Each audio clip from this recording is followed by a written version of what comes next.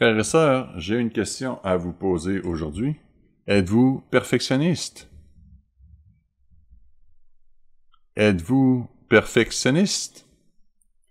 De nombreuses personnes souffrent à un degré ou à un autre de perfectionnisme et franchement, cela nuit à leur capacité d'avancer dans la vie. Cela affecte leurs relations, cela affecte la façon dont ils se perçoivent, cela affecte leur relation avec Dieu. Je dois admettre que quand j'étais enfant, j'étais un peu perfectionniste. J'avais 8 ou 10 ans, je me souviens d'avoir entendu parler de l'importance de se fixer des objectifs et qu'il fallait avoir des objectifs à court terme, à long terme et à moyen terme. Je pouvais comprendre les courts termes et long terme. À court terme, faire tant de pompes par jour, pratiquer le trombone ou l'accordéon, nous jouions de l'accordéon, faire mes devoirs, faire ce genre de choses. À long terme, je pouvais également comprendre. Parvenir à entrer dans le royaume de Dieu, fonder une famille, me marier, réussir ma carrière, et ainsi de suite. Mais le moyen terme est un peu plus confus. Je savais que je devais avoir des objectifs spirituels, mais je pense qu'à l'âge de 10 ans, je n'ai pas su les mettre en action. Comme par exemple, dans 5 ans, je veux vaincre l'orgueil, ou la cupidité, ou l'égoïsme. Inutile de dire que je n'ai pas surmonté l'orgueil, la cupidité et l'égoïsme à 15 ans. J'y travaille encore d'ailleurs. Le plus difficile, c'est que parfois, même dans l'Église de Dieu, certains d'entre nous croient que Dieu attend de nous que nous soyons perfectionnistes. Et c'est ce qu'il veut. Ce n'est pas quelque chose que nous inventons dans notre imaginaire. Nous pensons que c'est ce qu'il attend. Nous respectons les lois de Dieu. Nous prenons au sérieux le respect des lois de Dieu, ce qui, soit dit en passant, est un problème selon le monde. Ils diront que c'est la raison pour laquelle nous pouvons parfois avoir des difficultés avec le perfectionnisme, parce que nous essayons de garder la loi. Et ils disent, la loi n'existe plus, vous ne faites que vous culpabiliser. Et nous serions tous plus à l'aise et plus heureux, et tout irait pour le mieux si nous nous débarrassions de la loi. Nous savons que c'est faux. Et que nous pouvons avoir les résultats dans le monde. Je veux dire, comment cela se passe-t-il dans le monde? Comment cela se passe-t-il dans le monde soi-disant chrétien qui, à un moment donné, il y a de nombreux siècles, a décidé qu'il y a une meilleure façon de vivre, celle de ne pas respecter la loi de Dieu. Nous en récoltons les conséquences aujourd'hui. Notre monde devient fou. Ce n'est donc pas le respect de la loi qui pose le problème. Si ce n'est pas le cas, quel est le problème? C'est ce que nous allons explorer aujourd'hui. Le titre de mon sermon est « Dieu exige-t-il le perfectionnisme? » Dieu exige-t-il le perfectionnisme? Commençons par Matthieu 5, verset 48. Matthieu 5, verset 48.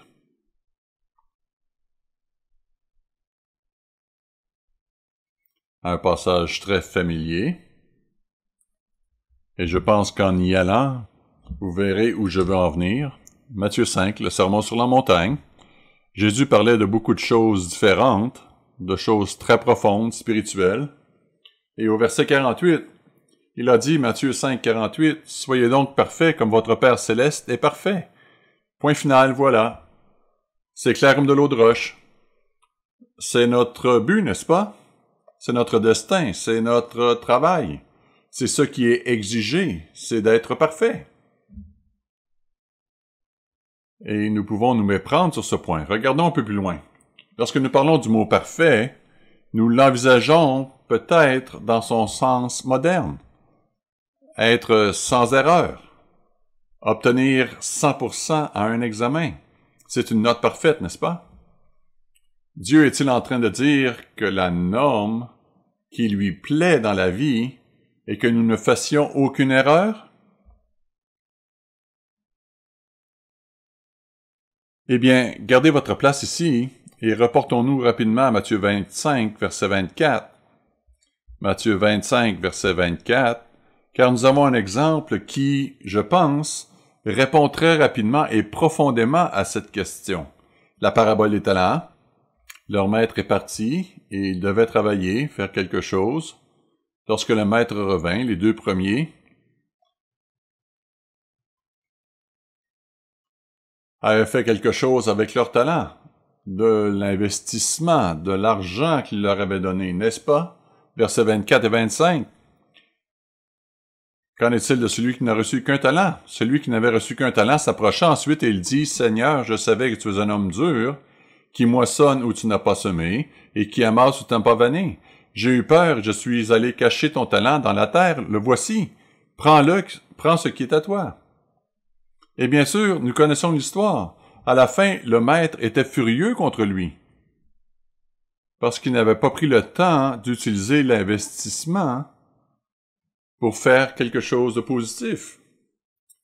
Pourtant, ce serviteur n'avait commis aucune erreur. Peut-être avait-il plus peur de faire une erreur qu'il n'était prêt à sortir et faire quelque chose avec. Et le maître n'était pas du tout content. Revenons à Matthieu 5. Il ne s'agit donc pas de ne pas faire d'erreur. Ce n'est pas le but que Dieu a pour nous dans la vie. Ce n'est pas la norme la plus élevée que nous puissions atteindre. Il est clair qu'il y a autre chose. Revenons à Matthieu 5, verset 48. Nous lisons Matthieu 5, 48. « Soyez donc parfaits, comme votre Père céleste est parfait. » Parlons un peu du mot grec.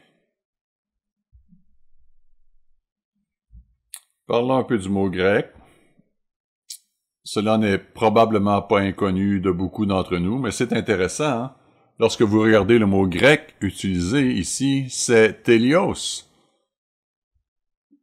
D'après le dictionnaire de l'International Standard Bible, il signifie principalement avoir atteint la fin, le terme, la limite, complètement, pleinement, parfaitement. La racine télé nous donne des mots tels que télévision, téléprompteur, télescope, téléconférence. Il signifie regarder vers. Il signifie quelque chose de lointain, juste à la fin. La ligne d'arrivée est quelque chose de complet. Ce mot parfait ne signifie donc pas seulement qu'il faut éviter les erreurs. Il s'agit d'atteindre un point final, de franchir la ligne d'arrivée. Qu'en est-il dans l'Ancien Testament? Le mot parfait y apparaît également. Et nous pourrions croire que l'Ancien Testament est certainement beaucoup plus dur, méchant et sévère, n'est-ce pas? L'exigence de l'Ancien Testament était donc de ne pas commettre d'erreur, n'est-ce pas? Eh bien, Genèse 6, verset 9, la version Darby dit « Noé est un homme juste, il était parfait, intègre dans le Louis II, parmi ceux de son temps. » Devinez ce que signifie ce mot hébreu. C'est le mot hébreu tanim, qui signifie complet, tout comme télios. Il existe certainement d'autres mots traduits par parfait, et oui, il y a un autre mot hébreu qui l'est, c'est shalem. Et dans 1 Roi 8, verset 61, la version Darby dit « Et que votre cœur soit parfait avec l'Éternel notre Dieu pour marcher dans ses statuts, pour garder ses commandements, comme il en est aujourd'hui. » Si vous avez d'autres versions de la Bible, vous verrez peut-être qu'ils ont changé le mot parfait par « que votre cœur soit tout à l'Éternel » ou « soit intègre ». Ce mot également traduit dans la version King James par « parfait » signifie « achevé ». Fidèle, loyal, comme il a été traduit, achevé. Entier, entièrement dévoué à Dieu. Ainsi, un mot grec et deux mots hébreux, tous traduits par parfait, signifient entier, complet, la ligne d'arrivée. Qu'en est-il du mot anglais perfect? Il vient du français d'un verbe latin signifiant finir. N'est-ce pas intéressant? La façon dont nous utilisons parfait aujourd'hui? L'usage courant signifie sans erreur, mais à l'origine, la définition et l'utilisation du mot parfait en anglais viennent d'un verbe latin qui signifie finir, terminer, achever. Ainsi, de toutes parts, nous constatons que les mots ne signifient pas ce que nous pouvons penser qu'ils signifient. Revenons donc à Matthieu 5, 48. Soyez donc parfaits comme votre Père céleste est parfait. N'est-il pas intéressant de noter que la suite du verset nous montre le contexte de ce mot? Il dit d'être parfait, d'être complet, d'être pleinement développé, de franchir la ligne d'arrivée, d'être mûr, d'être mature, tout comme votre Père est parfait. Il dit, regardez, c'est le point final. Vous voulez être comme Dieu. C'est un sens très différent. Depuis, nous avons le mot parfait aujourd'hui, et cela a de grandes conséquences. Il y a plusieurs années, M. Herbert Armstrong écrivit à ce sujet dans le livre Une éducation sexuelle enfin complète, les parallèles entre la vie spirituelle et la vie physique. Permettez-moi de lire un extrait de la page 52. Toute vie humaine possède d'un œuf minuscule appelé ovule, produit au sein de la mère. Il est à peu près de la taille d'une pointe d'épingle. Il possède un petit noyau que l'on peut apercevoir au microscope.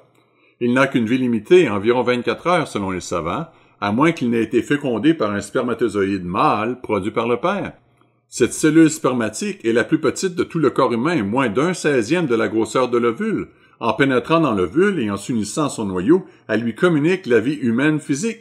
Cet être engendré, appelé embryon pendant les 4 premiers mois, et jusqu'à sa naissance un fœtus, il doit être nourri d'aliments tirés du sol par l'intermédiaire de sa mère. Grâce à cela, il croîtra pour naître au bout de 9 mois, après avoir atteint la taille nécessaire. Au cours de cette croissance, ses organes et ses caractéristiques physiques sont développés progressivement. D'abord, une colonne vertébrale, puis la tête, puis les jambes, des bras. Un cœur commence à battre. Enfin, les cheveux lui poussent et des ongles apparaissent. Peu à peu, les traits de son visage prennent forme. Après 9 mois, il pèse entre 3 et 5 kilos. Il est prêt à naître. Pourquoi est-ce important? Plus loin, la version anglaise déclare « De même que le spermatozoïde humain est la plus petite de toutes les cellules humaines, de même, de nombreux chrétiens nouvellement engendrés commencent par une toute petite mesure du Saint-Esprit de Dieu. Beaucoup d'entre nous peuvent encore être, au début, environ 99,44% charnels. J'aime cette statistique. Ainsi, l'une de nos jeunes femmes qui a été baptisée la semaine dernière, je suis désolé, mais vous êtes encore charnel à 99,44%, plus ou moins. De même que le fœtus doit grandir physiquement pour naître, de même le chrétien engendré doit grandir dans la grâce et la connaissance de Christ. 2 Pierre 3, 18. Il doit vaincre, développer son caractère spirituel au cours de cette vie, afin de naître dans le royaume de Dieu. Et comme le fœtus physique développe graduellement un par un les organes physiques, les traits et les caractéristiques, de même le chrétien engendré doit graduellement, continuellement développer le caractère spirituel.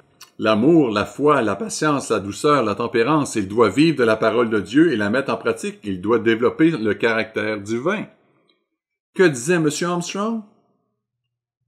Il disait qu'un embryon ne ressemble pas immédiatement à un être humain au moment de la conception, n'est-ce pas?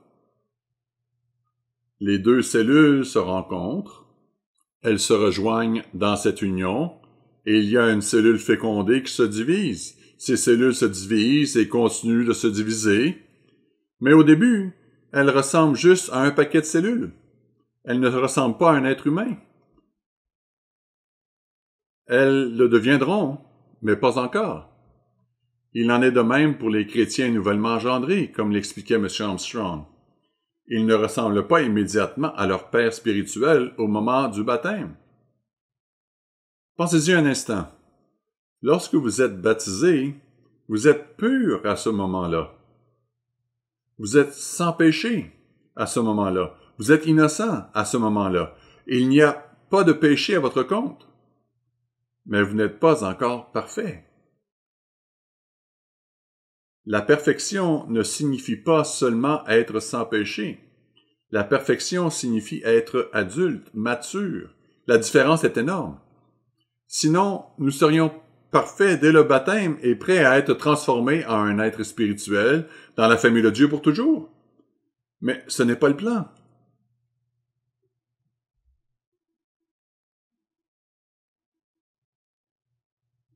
Revenons donc à Matthieu 5, verset 48. Nous finirons par passer à autre chose, ne vous inquiétez pas. Soyez donc parfaits comme votre Père céleste est parfait. Ce verset nous renvoie à Dieu, pour que nous soyons comme lui. Il est intéressant de revenir quelques versets en arrière, au verset 43, Matthieu 5, 43. Vous avez appris qu'il a été dit, tu aimeras ton prochain et tu haïras ton ennemi. Mais moi je vous dis, aimez vos ennemis, bénissez ceux qui vous maudissent, faites du bien à ceux qui vous haïssent, et priez pour ceux qui vous maltraitent et vous persécutent, afin que vous soyez fils de votre Père qui est dans les cieux. Car il fait lever son soleil sur les méchants et sur les bons, et il fait pleuvoir sur les justes et sur les injustes. Si vous aimez ceux qui vous aiment, quelle récompense méritez-vous? Les publicains aussi n'agissent-ils pas de même? En d'autres termes, soyez comme Dieu.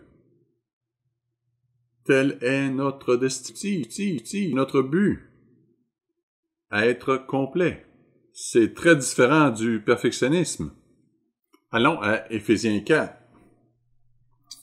Et pourtant, nous pouvons parfois confondre ces choses et nous imposer une pression excessive qui n'est pas productive, qui ne porte pas de fruits et qui ne nous aide pas à atteindre notre but.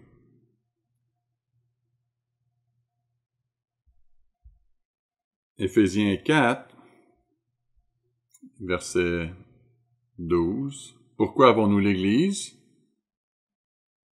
Comme l'a expliqué M. Armstrong, l'Église nous nourrit. Comme un embryon, nous grandissons. Et c'est ce que nous trouvons ici, Éphésiens 4, verset 12. Pour le perfectionnement des saints en vue de l'œuvre du ministère et de l'éducation du corps de Christ, jusqu'à ce que nous soyons tous parvenus à l'unité de la foi et de la connaissance du Fils de Dieu, à l'état d'homme fait, parfait en anglais, à la mesure de la stature parfaite de Christ. Nous sommes censés être parfaits, n'est-ce pas? Sans aucune erreur. Ou est-ce un peu différent? C'est le même mot que dans Matthieu 5.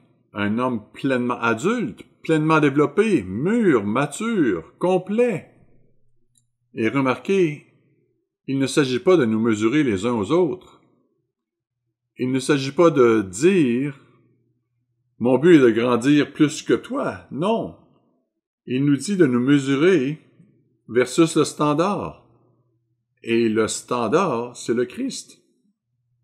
Versets 14 et 15, afin que nous ne soyons plus des enfants flottants et emportés à tout vent de doctrine par la tromperie des hommes, par leur ruse dans les moyens de séduction, mais que, professant la vérité dans l'amour, nous croissions à tous égards en celui qui est le chef, Christ. Nous devons donc grandir pour ressembler à notre Père, et nous devons grandir pour ressembler à notre frère aîné, Jésus-Christ.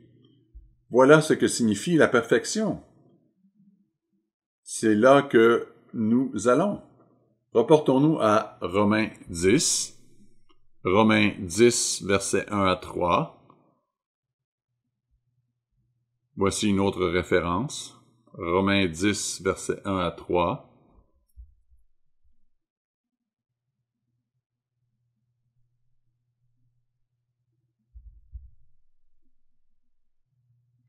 Frères, le vœu de mon cœur et ma prière à Dieu pour eux, c'est qu'ils soient sauvés. Je leur rends le témoignage qu'ils ont du zèle pour Dieu, mais sans intelligence. Ne connaissant pas la justice de Dieu et cherchant à établir leur propre justice, ils ne se sont pas soumis à la justice de Dieu. Parfois, nous établissons notre propre mesure, notre propre imagination de la justice, et c'est ce que nous nous efforçons d'atteindre, alors que ce n'est pas du tout ce que Dieu attend. Remarquez le verset 4. « Car Christ est la fin de la loi pour la justification de tous ceux qui croient. » Il est intéressant de constater à quel point le monde chrétien dominant se trompe largement sur ce verset, l'interprétant à tort comme si le Christ était la fin de la loi, ce qui signifie que lorsque le Christ est venu, il a supprimé la loi. Ce n'est pas du tout ce que ce verset signifie. Ce n'est pas ce qu'il dit, parce que ce mot « fin », de manière intéressante, est le même mot grec télios, le but, la complétude, la ligne d'arrivée. En d'autres termes, nous ne nous débarrassons pas de la loi car elle nous guide. Elle nous apprend à ressembler à Dieu, à notre Père, à notre frère aîné.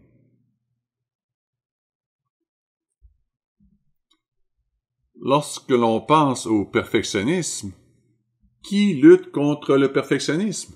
Vous n'avez pas besoin de lever la main, ne vous inquiétez pas. Ce n'est pas ce que je voulais dire. Parfois, nous pensons qu'il n'y a que les adolescents, les jeunes, qui luttent avec le perfectionnisme, et c'est le cas de beaucoup d'entre eux.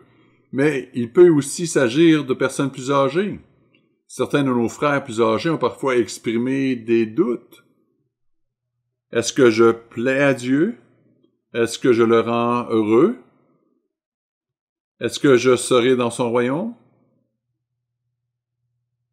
Ils respectent les lois de Dieu, ils suivent ce mode de vie, mais ils luttent. Ils se sentent coupables parfois, à 70 ans ou à 80 ans. Cela peut toucher les personnes de tous âges, et si c'est votre cas, ce message est pour vous. Ils se sentent peut-être coupables de ne plus pouvoir faire certaines choses qu'ils faisaient quand ils étaient plus jeunes. Mais c'est une saison de la vie. Les choses changent, n'est-ce pas? Physiquement, au niveau de l'endurance, de l'énergie et de la force, des attentes irréalistes peuvent conduire à la déception, au perfectionnisme et au découragement. Qu'en est-il de nos femmes? Parfois, les femmes au foyer, les épouses et les mères pensent qu'elles doivent être la femme au foyer parfaite, l'épouse parfaite, la mère parfaite, qu'elles doivent tout faire à 100% à tout moment. Elles se sentent coupables si elles ne font pas tout parfaitement dans la gestion du foyer. Mais la vie n'est pas faite ainsi. Quelqu'un tombe, fait un gâchis, fait une crise de colère, et vos grands projets du jour s'arrêtent net, n'est-ce pas, mesdames? Ce n'est pas toujours parfait. Et cela peut entraîner un sentiment de culpabilité. Si c'est votre cas, ce message est pour vous. D'autres sont des femmes seules. Elles peuvent être rongées par la culpabilité. Elles peuvent se dire, eh bien, je n'ai pas la responsabilité d'avoir des enfants dans ma vie ou un mari, de m'occuper d'une famille, et je ne fais pas les choses parfaitement. Et je me sens parfois coupable. Est-ce que je plais vraiment à Dieu? Les hommes peuvent être dépassés et perfectionnistes. Nous attendons parfois trop de notre époux ou épouse. Si nous sommes mariés, nous pouvons être trop critiques et grincheux. Dans le cadre de nos responsabilités, nous pouvons nous inquiéter et nous faire du souci. Dans notre travail, nous pouvons même devenir des accros du travail à cause de notre perfectionnisme. Cela peut donc s'appliquer à plusieurs d'entre nous. Ne vous me prenez pas.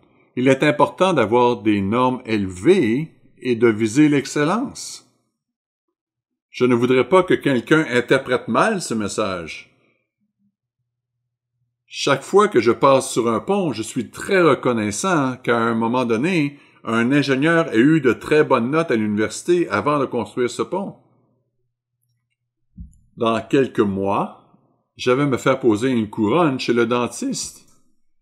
Et je suis très heureux que mon dentiste ait fait de bonnes études. Je ne me sentirais pas très confiant si j'entrais dans son cabinet en me disant qu'il s'est simplement bien débrouillé à l'école.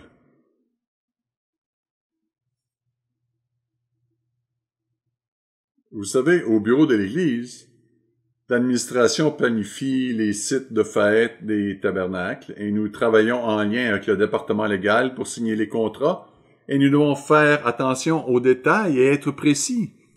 Sinon, nous pouvons commettre de grosses erreurs. De plus, M. Weston nous incite tous à examiner nos processus et à chercher des moyens d'améliorer la manière dont nous servons l'Église, dont nous servons nos abonnés et nos membres. Tout cela est important. Rien de ce que je dis ne doit nous détourner de cela. Comprenez-moi bien. Ce que je veux dire, c'est que parfois notre incompréhension de la manière de parvenir à cette recherche de l'excellence peut vraiment nous entraîner sur la mauvaise voie et nous blesser nous-mêmes. Qu'en est-il de nos adolescents et nos jeunes adultes? On a beaucoup écrit sur les pressions qui pèsent sur les jeunes aujourd'hui. Il existe des pressions uniques qui n'existaient pas lorsque beaucoup d'entre nous avaient cet âge. Bien sûr, il y a toujours eu la pression des pairs et la pression sociale, mais Internet et l'expérience en ligne l'ont porté à un tout autre niveau. Et cela a créé un monde irréel dans lequel ils peuvent être aspirés et qui peut créer beaucoup de problèmes en raison du sentiment de perfectionnisme qu'ils doivent atteindre. Permettez-moi de lire un extrait d'un article paru le 3 avril 2020 à Adélaïde, en Australie, intitulé « L'estime de soi et le sommeil, le besoin de perfection et les pensées négatives empêchent les adolescents de dormir. Les années entre l'âge de 12 ans et 20 ans sont une période de découverte de soi et de doute pour l'adolescent moyen. Il est difficile de ne pas se comparer aux autres à l'école, surtout à l'heure d'Instagram et des selfies. Or, une nouvelle étude menée à l'université Flinders révèle que les adolescents souffrent le plus souvent d'insomnie en raison des pensées négatives persistantes et d'un besoin d'atteindre la perfection. Pour ne rien arranger, le manque de sommeil contribue généralement aux symptômes de la dépression et de l'anxiété, créant un cercle vicieux de comparaison, de faible estime de soi et de négativité. Près de 400 adolescents âgés de 14 à 20 ans ont participé à cette étude en ligne et les chercheurs affirment que leurs résultats valident la théorie selon laquelle il existe un lien entre les pensées négatives constantes et la difficulté à s'endormir. Il s'avère que le perfectionnisme aggrave encore ce phénomène. En tant que parents, nous devons donc faire tout ce qui est en notre pouvoir pour aider nos enfants à naviguer dans ce monde et à le comprendre. Vous savez, nos filles peuvent logiquement et intellectuellement comprendre que les photos et les moments forts des influenceurs et des YouTubers, des affiches sur les différentes plateformes, ou même de leurs amis, ne représentent pas la réalité. Je sais que leur vie n'est pas vraiment parfaite, mais toutes les photos les représentent à leur meilleur moment, à leur moment le plus drôle, à leur moment le plus mignon. Ce sont les meilleures images de leur vie cette semaine-là. Et même si je sais intellectuellement que c'est le meilleur moment, lorsque j'inonde mon esprit d'images constantes du meilleur moment de tous les autres, je ne peux m'empêcher de penser, à un moment donné, qu'est-ce qui ne va pas chez moi? Il y a quelque chose qui se passe à l'intérieur de nous et qui nous fait penser que quelque chose ne va pas avec nous-mêmes. Vous savez, franchement, frères et sœurs, nous avons un énorme avantage dans l'Église par rapport au monde en général, parce que nous avons un sens aigu de la communauté et de la fraternité en nous réunissant comme ceci, comme nous le faisons en ce moment, fraterniser avant et après les assemblées, et nos jeunes sont tous impliqués dans ce processus. Ils doivent affronter et apprendre les moments délicats de la communication face à face. Et parfois, ces moments sont gênants, n'est-ce pas? Parfois, les relations sont embarrassantes et inconfortables lorsqu'elles se déroulent face à face et en personne, et c'est bien! Parce que c'est la vraie vie, et cela nous aide à grandir. Contrairement au monde d'irréalité que les expériences en ligne donnent, qui franchement contribuent à l'anxiété, à la fatigue, à la dépression et à toutes ces choses. Quel énorme avantage de faire partie d'un groupe qui se réunit comme une famille chaque semaine et dans les congrégations à travers le monde. Dans les années 1920, Woodrow Wilson, un ancien président américain, a écrit un livre. Je l'ai lu à l'université. Il m'a vraiment frappé par sa puissance.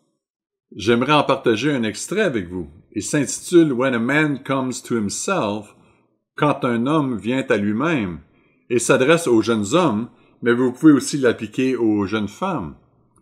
Il écrit « C'est un changement très sain et régénérateur qu'un homme subit lorsqu'il vient à lui-même. Il revient à lui après des expériences dont lui seul peut être conscient, lorsqu'il a cessé d'être entièrement préoccupé par ses propres pouvoirs et intérêts et par tous les plans insignifiants qui sont centrés sur lui. Il n'y a pas de moment fixe dans la vie d'un homme où il se réalise, et certains hommes ne se réalisent jamais. Je pense que nous pouvons nous identifier à cela aujourd'hui, n'est-ce pas? Il y a beaucoup de gens dans le monde qui sont physiquement adultes, mais qui agissent comme des enfants, qui s'insultent les uns les autres. Des dirigeants gouvernementaux, des célébrités du monde du spectacle, des professionnels des médias, qui n'agissent pas comme des adultes. Je pense que c'est ce que dit M. Woodrow Wilson. Et franchement, c'est très important pour notre génération de penser à ce que Dieu attend de nous. Il ne veut pas seulement que nous péchions moins, oui, cela aussi, mais il veut que nous grandissions. Il veut que nous soyons pleinement mûrs, matures et complets comme lui, comme le Christ. M. Wilson dit, « Il ne fait aucun doute que pour la plupart des hommes, c'est par le lent processus de l'expérience à chaque étape de la vie. Lorsqu'un homme vient à lui, il comprend ce qu'est la capacité et à quoi elle est destinée. Il voit que sa formation n'était pas destinée à l'ornement ou à la gratification personnelle, mais à lui apprendre à se servir de lui-même et à développer des facultés qui valent la peine d'être utilisées. L'homme qui ne vit que pour lui-même n'a pas commencé à vivre et n'a pas encore appris son utilité dans le monde et à y trouver son véritable plaisir. Il n'est pas nécessaire qu'il se marie pour se découvrir, mais il est nécessaire qu'il aime. Des hommes sont venus à eux-mêmes en servant leur mère avec un dévouement désintéressé, ou leur sœur, ou une cause pour l'amour de laquelle ils ont abandonné l'aisance et cessé de penser à eux-mêmes. C'est l'action désintéressée qui évolue lentement vers la haute habitude de la dévotion, qui enseigne à un homme le sens profond de sa vie et fait de lui un professionnel de la vie, si le motif n'est pas la nécessité, mais l'amour. Le christianisme nous a donné, dans la plénitude des temps, l'image parfaite de la vie juste.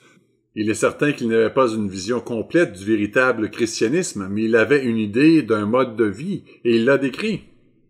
Il continue. Le secret du bien-être social et individuel. Car ces deux sont inséparables, et l'homme qui reçoit et vérifie ce secret dans sa propre vie a découvert non seulement la meilleure et unique façon de servir le monde, mais aussi l'unique et heureuse façon de se satisfaire lui-même.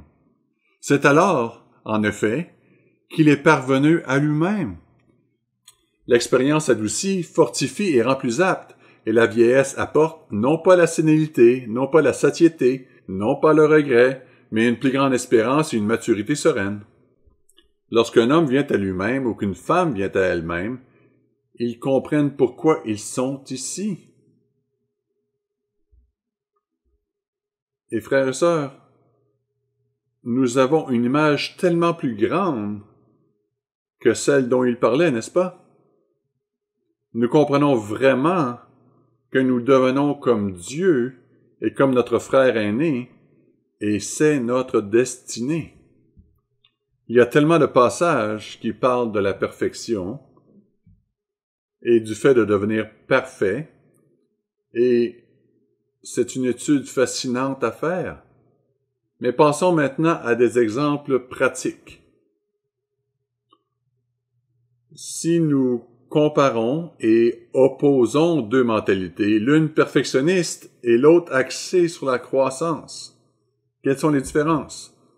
La première des différences est que le perfectionnisme vise des résultats immédiats, tandis que la mentalité de croissance vise le succès à long terme.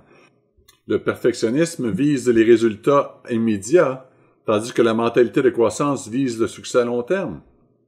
Vous savez, il arrive que nous soyons aux prises avec quelque chose que nous devons changer, nous devons être meilleurs, nous pouvons être focalisés sur les résultats immédiats, nous pouvons tomber dans le piège du perfectionnisme qui nous pousse à tout changer immédiatement. Que se passerait-il si une personne n'avait pas fait d'exercice pendant 6 mois, 0 exercice, puis se disait qu'il était temps de suivre un programme et faisait de l'exercice un jour? Est-ce que cela transforme immédiatement cette personne sédentaire en une personne totalement en forme? Bien sûr que non. Nous ne le supposerions pas. Il faut du temps, n'est-ce pas? Alors pourquoi attendons-nous parfois ce genre de changement instantané en nous-mêmes? Lorsque j'étais adolescent, je jouais au basketball. J'avais de grandes mains, je pouvais tenir un ballon de basket avec une seule main, et c'était amusant. Mais j'ai toujours voulu dunker, mais le problème, c'est que je n'arrivais pas à sauter. J'ai donc travaillé sur mes sauts. J'ai fait des exercices et des recherches sur la façon d'augmenter la hauteur de mes sauts. J'ai trouvé un livre formidable et une théorie et un concept vraiment fascinant sur la façon d'améliorer mes sauts. Ce qu'ils disent, c'est que vous marquez un endroit sur le mur. Assurez-vous que votre mère est d'accord avec cela. Vous sautez aussi haut que vous le pouvez et vous marquez cet endroit. Puis vous attendez 2 semaines. Chaque jour pendant ces 2 semaines, vous faites vos exercices. Et 2 semaines plus tard, vous vous testez pour voir si vous pouvez atteindre cette marque ou plus. La tentation est grande de se tester tous les jours, n'est-ce pas? Mais il disait, ne le faites pas, parce qu'au jour le jour, vous ne verrez pas de croissance. En fait, vous risquez même de régresser. Il se peut qu'un jour vous soyez pire que la veille, et le lendemain, vous pourriez être pire que les 2 jours précédents. Mais si vous faites vos exercices, vous finirez par progresser. Et je me suis dit, quel bel exemple! Je n'ai jamais pu dunker le ballon de basket, mais j'ai trouvé que c'était un excellent concept et j'en ai appris beaucoup. M. Wallace Smith a donné une étude biblique récemment. Il a parlé de la façon dont Dieu travaille sur le long terme. Dieu a une vision à long terme, comme un fermier. En tant qu'agriculteur, vous devez planifier à l'avance. Vous devez préparer vos champs, vous devez acquérir la semence, vous devez semer la semence. Quand on pense à un agriculteur, on se rend compte à quel point il doit regarder devant lui et avoir une vision à long terme. Il n'y a pas de succès instantané dans ce métier. Il met la graine en terre et attend. Il attend. Il y a de la croissance, même quand on ne voit rien arriver. Il est intéressant de penser à l'ancien Israël et aux saisons de croissance au Moyen-Orient. L'orge était semée en novembre et décembre, puis les pluies arrivaient. À l'heure actuelle, nous considérons cette période comme l'hiver. Rien ne pousse, du moins dans le nord. Mais là-bas, les mois de novembre, décembre, janvier et février constituent une saison de croissance. Ce qui a été planté en novembre et en décembre, au moment des fortes pluies, pousse lentement et finalement récolté aux alentours des jours saints du printemps. Si l'on y réfléchit bien, nous sommes actuellement dans la période de croissance. Il y a quelques années, M. Hernandez a fait un sermon à ce sujet, sur les pluies de l'avant et l'arrière-saison. Il parlait également de cette période. C'est une saison de croissance. Et nous sommes dans cette saison de croissance. Reportons-nous à 1 Jean 3, verset 7. 1 Jean 3, verset 7. Parfois, nous ne pouvons pas voir la croissance. Elle est imperceptible. Vous êtes-vous déjà assis pour regarder un arbre grandir? Combien de temps devez-vous rester assis pour vous rendre compte que rien ne va changer devant vous? Puis, vous vous éloignez, vous vous occupez de vos affaires, vous faites d'autres choses, vous occupez, et 3 ans passent, et vous regardez à nouveau cet arbre, et vous vous dites « Wow! Comment est-ce arrivé? » Pourtant, durant tout ce temps, il poussait. Il en va de même pour nos vies. 1 Jean 3, verset 7 dit « Petits enfants, que personne ne vous séduise. Celui qui pratique la justice est juste, comme lui-même est juste. » Nous sommes donc ici pour marcher à notre rythme, pour pratiquer la justice, pour travailler à être comme Dieu, et à nous efforcer de l'être de plus en plus à chaque jour, sans attendre une perfection instantanée. Ce n'est pas un permis de faire le mal, je pense que nous comprenons tous cela, mais nous n'attendons pas une perfection instantanée, ce qui pourrait nous décourager. Et cela nous amène au point suivant, numéro 2. Le perfectionnisme est facilement découragé, l'état d'esprit de croissance est résilient. Le perfectionnisme est facilement découragé, l'état d'esprit de croissance est résilient. Lorsque nous sommes dans un état d'esprit de croissance, les erreurs ou les corrections ne font pas autant mal que si nous sommes dans un état d'esprit de perfectionnisme. Dans un tel état d'esprit, les erreurs ou les corrections peuvent nous écraser, nous pousser à nous emporter, nous mettre en colère, sans même que nous sachions pourquoi nous sommes en colère. Mais si nous sommes tellement choqués, horrifiés et déçus lorsque nous commettons des erreurs, nous oublions que nous sommes humains. Nous oublions que c'est un processus et que peut-être nous avons une pensée trop perfectionniste dans notre esprit et que nous ressentons même le besoin de projeter cela sur les autres. 1 Jean 4, verset 17, 1 Jean 4, verset 17. Tel il est, tel nous sommes aussi dans le monde. C'est dans cela que l'amour est parfait en nous, afin que nous ayons de l'assurance au jour du jugement. L'amour se perfectionne en nous. Et plus nous avons la mentalité de Dieu, plus nous avons un amour complet.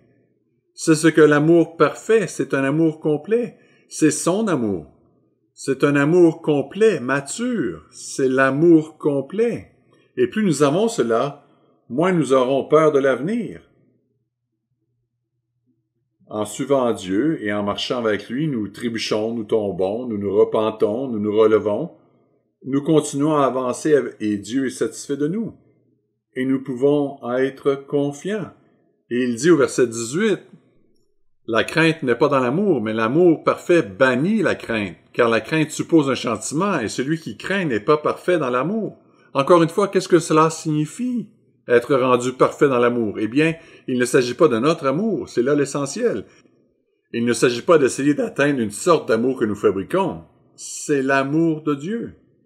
Il s'agit de regarder la finalité, c'est voir comme qui nous essayons de devenir, comme notre père et notre frère aîné. Et c'est leur demander de mettre leur amour en nous. Et plus nous avons cela, moins nous aurons peur. Vous savez, pensez au discours des clubs des orateurs.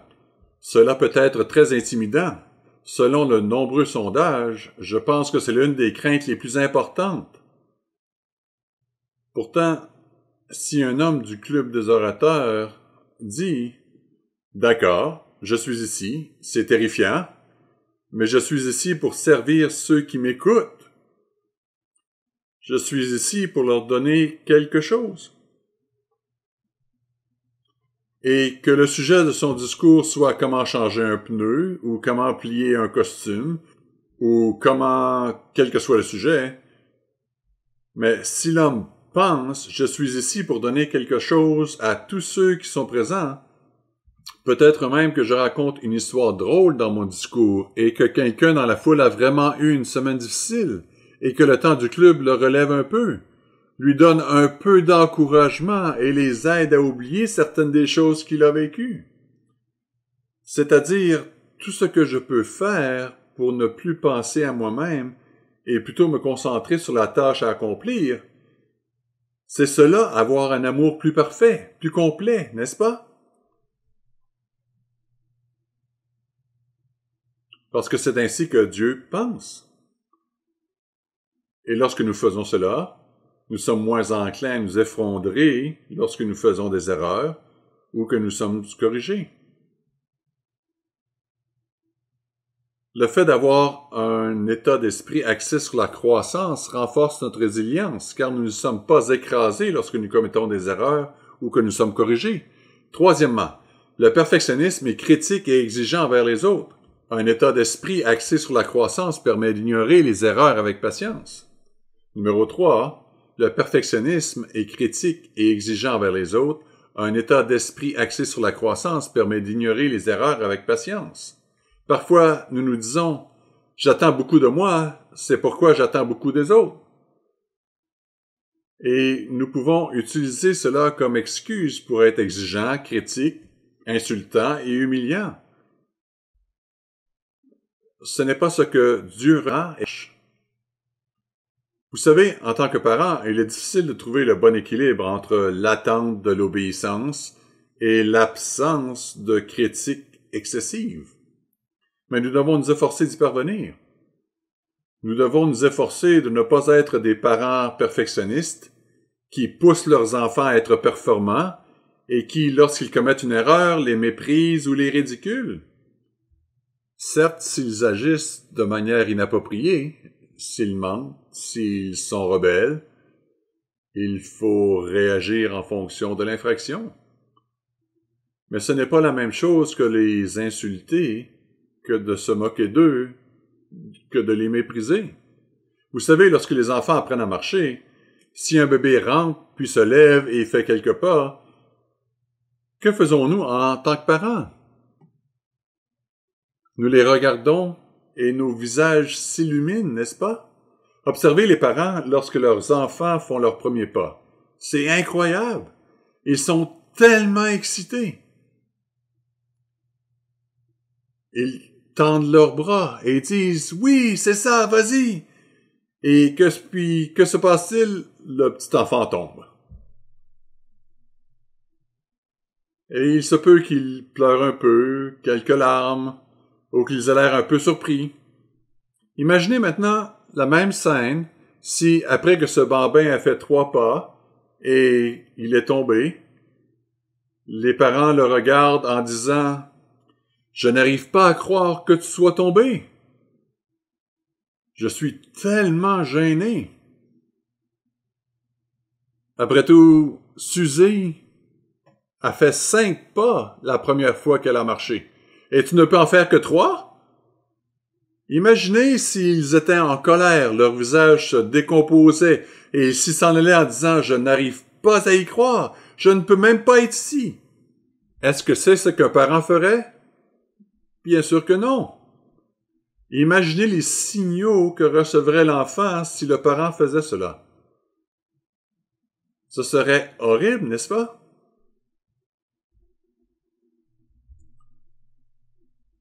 Parce que nous savons qu'ils apprennent à marcher, et nous savons qu'apprendre à marcher signifie qu'ils vont trébucher et tomber, et qu'ils devront se relever. Et nous pouvons comprendre cela. Mais pourquoi, parfois, alors qu'ils grandissent d'une manière différente, qu'ils soient préadolescents, adolescents ou jeunes adultes, font-ils quelque chose qui nous embarrasse? Pourquoi avons-nous parfois des sentiments et des émotions très différents de ceux que nous éprouvons lorsqu'ils essaient d'apprendre et de faire quelques pas en tant qu'un tout petit? Il s'agit de ne pas se focaliser sur notre gêne et de ne pas perdre le contrôle, simplement parce que nous sommes gênés, mais de se concentrer sur le problème. Il y a peut-être quelque chose à corriger, mais l'enfant apprend, tout comme il apprend à marcher. 1 Corinthiens 13, verset 1. 1 Corinthiens 13, verset 1.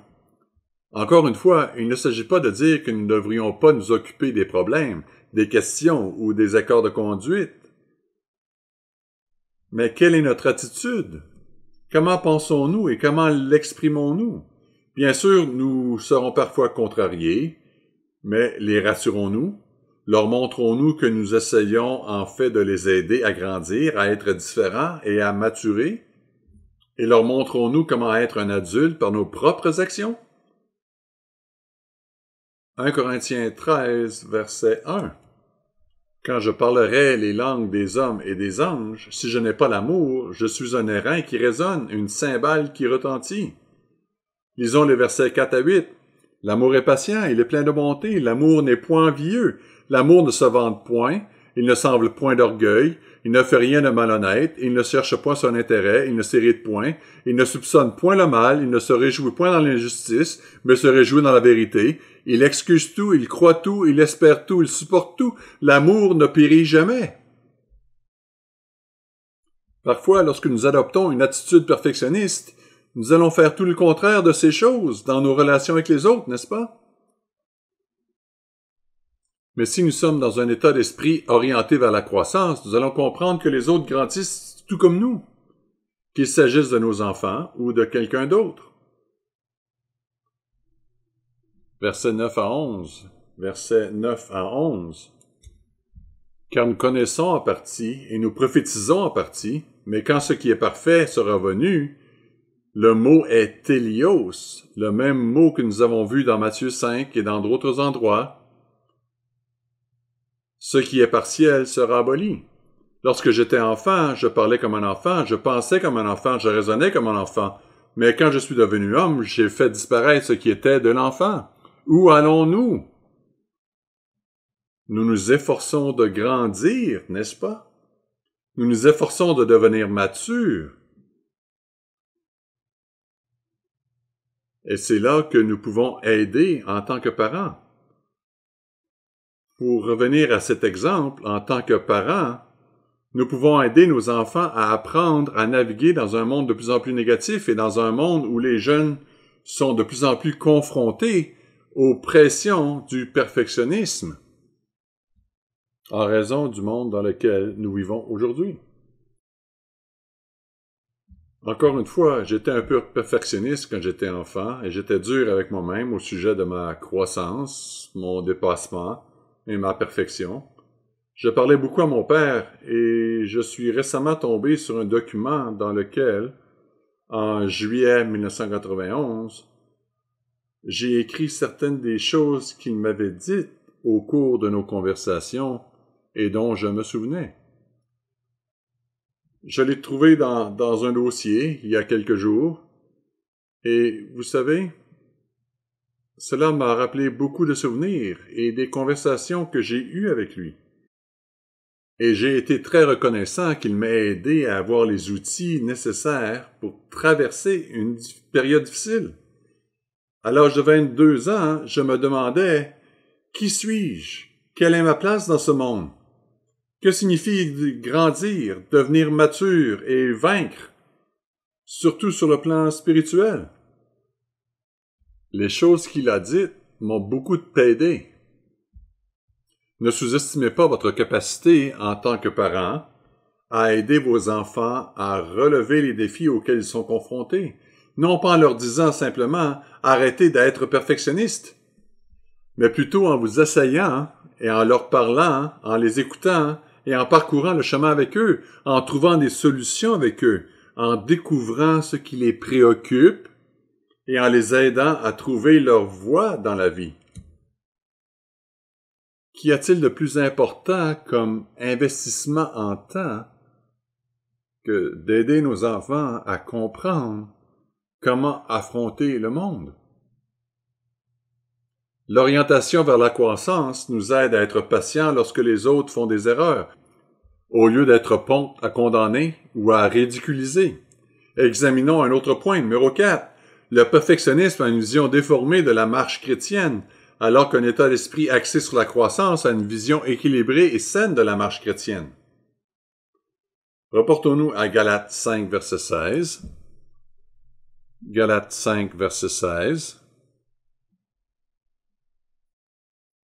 Paul écrit « Marchez selon l'esprit et vous n'accomplirez pas les désirs de la chair, car la chair a des désirs contraires à ceux de l'esprit et l'esprit en a de contraires à ceux de la chair. Ils sont opposés entre eux, afin que vous ne fassiez point ce que vous voudriez. Si vous êtes conduit par l'esprit, vous n'êtes point sous la loi. » En d'autres termes, comment vivre une vie équilibrée et saine? Eh bien, vous grandissez chaque jour en décidant chaque jour de suivre soit les désirs de la chair, soit la conduite de l'Esprit de Dieu. Et si nous suivons la direction de l'Esprit, c'est 1 millimètre de croissance pour cet arbre ou ce grain d'orge. Cela n'a pas l'air de grand-chose, mais si vous les additionnez au fil du temps, 1 an, 2 ans, 5 ans ou 10 ans, c'est une véritable croissance. Versets 19 à 21. Or, les œuvres de la chair sont évidentes. Ce sont la débauche, l'impureté, le dérèglement, l'idolâtrie, la magie, les rivalités, les querelles, les jalousies, les animosités, les disputes, les divisions, les sectes, l'envie, l'ivrognerie, les excès de table et les choses semblables. Je vous dis d'avance, comme je l'ai dit déjà, que ceux qui commettent de telles choses n'hériteront pas du royaume de Dieu. En d'autres termes, si nous regardons notre vie et si nous trouvons des fruits comme ceux-là, nous devons réévaluer le chemin que nous suivons. Nous pouvons savoir sur quel chemin nous sommes en regardant le fruit sur l'arbre et voir que quelque chose doit changer. Je ne vais pas dans la bonne direction.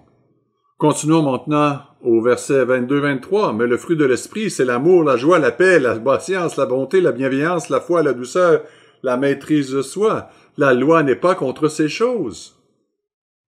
Alors, frères et sœurs, quels fruits avons-nous dans notre vie? Avons-nous le sentiment que ces fruits se produisent? Encore une fois, pas parfaitement. Nous ne serons jamais parfaits dans l'état d'esprit des pensées sans péché, ni même dans l'état d'esprit de la maturité, jusqu'à ce que nous soyons transformés par Dieu en êtres spirituels. Mais progressons-nous dans cette direction? Nous essayons de progresser. Vous savez, si nous ne voyons pas certains des fruits que nous voulons, nous devons nous mettre à genoux et demander de l'aide de Dieu. Si nous ne voyons pas un fruit particulier dans notre vie, nous devons le lui demander. Nous pouvons lui dire, « Je veux plus de cela, s'il te plaît, aide-moi. » Nous regardons dans sa parole, nous lisons les passages qui parlent de ce qui nous manque et nous grandissons. Parfois, les fruits ne sont pas vraiment évidents. Parfois, nous sommes dans de grandes épreuves. Parfois, nous luttons. Parfois, il se passe des choses vraiment difficiles dans notre vie et nous pouvons avoir l'impression de ne pas grandir. Je ne vois pas beaucoup de ces fruits dans ma vie et peut-être nous n'avons pas beaucoup de joie à ce moment-là. Peut-être nous n'avons pas beaucoup de paix à ce moment-là. Mais peut-être que Dieu nous enseigne la patience à ce moment-là. Peut-être que c'est le fruit de ce moment. Ou peut-être est-ce la fidélité à ce moment de souffrance. Il y a peut-être un fruit, mais nous ne le voyons pas parce que nous recherchons un certain fruit alors que Dieu nous fait travailler sur un autre fruit. Qu'est-ce que Dieu développe dans notre vie? Peut-être y a-t-il un fruit sur l'arbre, mais nous sommes tellement obnubilés par le perfectionnisme que nous ne le voyons même pas. Vous savez, j'ai un prunier que j'aime beaucoup. C'est un prunier merveilleux. Les fruits ne sont pas des prunes rouges et acidulées, mais des prunes oranges et rougeâtres. Et ils sont si sucrés et sont tout simplement merveilleux. Au début du printemps, je vais voir cet arbre, et il est difficile de voir les fruits au début, parce qu'ils sont verts, tout comme les feuilles. C'est comme s'ils se cachaient derrière les feuilles. Et au début, on se dit qu'il n'y a pas de fruits sur cet arbre. Mais quand je commence à regarder plus sérieusement, que j'écarte quelques branches et que je regarde un peu plus près, j'en vois un. Et dès que je le vois, je me souviens de son goût et j'attends avec impatience le moment où il portera ses fruits, dans 3 mois. Je sais exactement quel sera son goût. Vous savez, parfois, nous pouvons être aveuglés à tel point par le perfectionnisme que nous ne voyons pas les choses qui sont juste là, que Dieu fait dans notre vie. Et ce serait encourageant si nous nous focalisions sur celle-ci. Nous avons besoin d'être reconnaissants pour ce que Dieu fait alors que nous lui demandons davantage d'aide. Êtes-vous perfectionniste? Même si c'est le cas, ne vous découragez pas. Peut-être avez-vous simplement besoin d'une autre façon de voir la perfection. Et c'est la croissance. Reportons-nous à 1 Jean 3, verset 1. Dieu ne garde pas un registre permanent de nos erreurs. Lorsque nous nous repentons, il éloigne nos péchés de nous aussi loin que l'Est de l'Ouest. Ses yeux sont tournés vers l'objectif final, la ligne d'arrivée, et nos yeux doivent également être tournés vers cet objectif. 1 Jean 3, verset 1. Voyez quel amour le Père nous a témoigné pour que nous soyons appelés enfants de Dieu.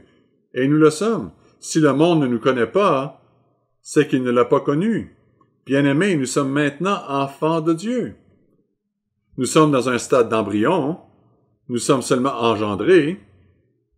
Peut-être que nous ne sommes plus à 99,44% charnels. Peut-être nous avons beaucoup grandi au cours des 3 dernières décennies depuis notre baptême et que nous sommes plus qu'à 91% charnels ou peut-être à 85% charnels. Comment mesurer cela? Je ne sais rien. Mais peut-être que nous faisons des progrès et que nous ressemblons de plus en plus à mesure que cet embryon grandit à notre Père.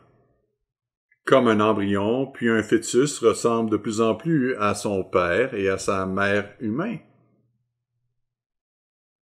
Versets 2 et 3. Bien-aimés, nous sommes maintenant enfants de Dieu. Ce que nous serons n'a pas encore été manifesté, mais nous savons que lorsqu'il sera manifesté, nous serons semblables à lui, parce que nous le verrons tel qu'il est. Quiconque a cette espérance en lui se purifie comme lui-même est pur. C'est cela la croissance. C'est là que nous devons chercher comment progresser et nous développer. Et non pas dans le perfectionnisme. Nous nous purifions parce que nous pouvons voir à travers un verre obscur où nous allons. Et qu'un jour nous regarderons dans les yeux de notre Père et de notre frère aîné face à face. Et serons comme eux en totalité. Oui, brillants comme le soleil dans la gloire, mais aussi selon leur caractère. Et c'est ce que nous sommes en train de faire petit à petit. Reportons-nous à Philippiens 1, verset 3. Philippiens 1, verset 3.